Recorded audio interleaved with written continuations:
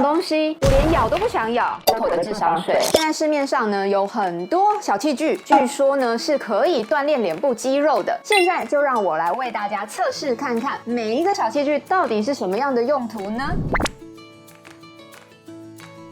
第一个呢是我们所谓苹果肌训练器，大家看哦，我们好像要咬住这个嘴巴的位置，然后吸跟吐来达到让苹果肌提升的这个功能。那现在呢，我就来试用看看。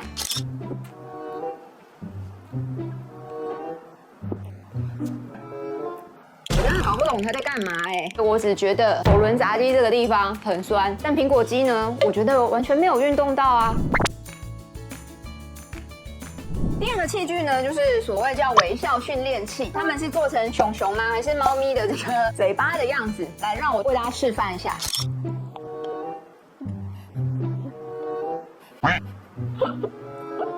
光咬呢，我就觉得非常的可笑了。其实它根本没有什么训练到微笑肌的这个部分，反而是让咬合变得怪怪的。这个我觉得完全没有训练功能。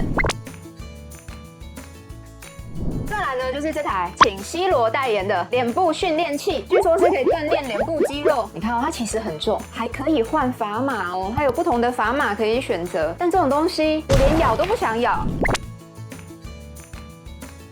我们再来看这一台，这个就是所谓低周波，是借由电流去刺激这个表皮神经，让皮肤达到一个放松、舒缓酸痛的一个效果。但这个可以贴在脸上吗？当然是不行咯，贴这里可以，但不可以贴这里哦。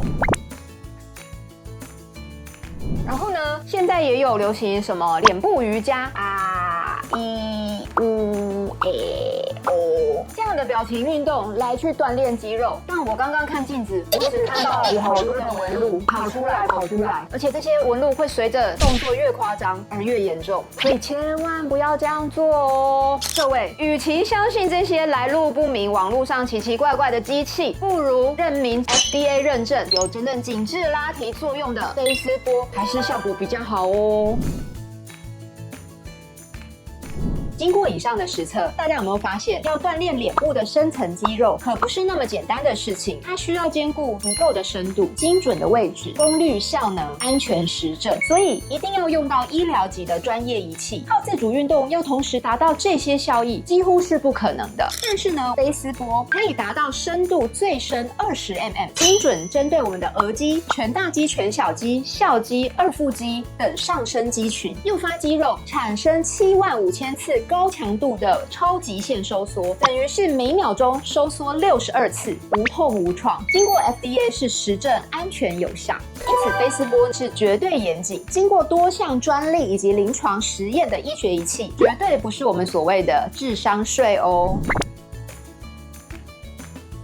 今天呢，我就来帮大家实测 M-Face， 实测的位置呢，就是我们的额头、额肌的这个位置，先把这个贴片贴上去。这个就是我们 M-Face 的界面。现在因为我贴的是额肌的位置，所以它就是感应额肌的部分。它还有分左边跟右边，可以针对肌肉的强弱来去左右做调整。这边是我们的施打的时间，一次大概都是20分钟。左边是 RF， 打的时候会有点热热的感觉。第一次其实可以直接到90或100的这个趴数。中间这是 High Face 运动深层肌肉的这个部分。第一次可能会以40为基础，耐受力强，可以一次10%往上做调整。最高其实也是可以调到70、80以上 ，OK， 甚至90也可以。但现在70呢，我就已经整个额头感觉是深层的肌肉。把它往内收的一个感觉。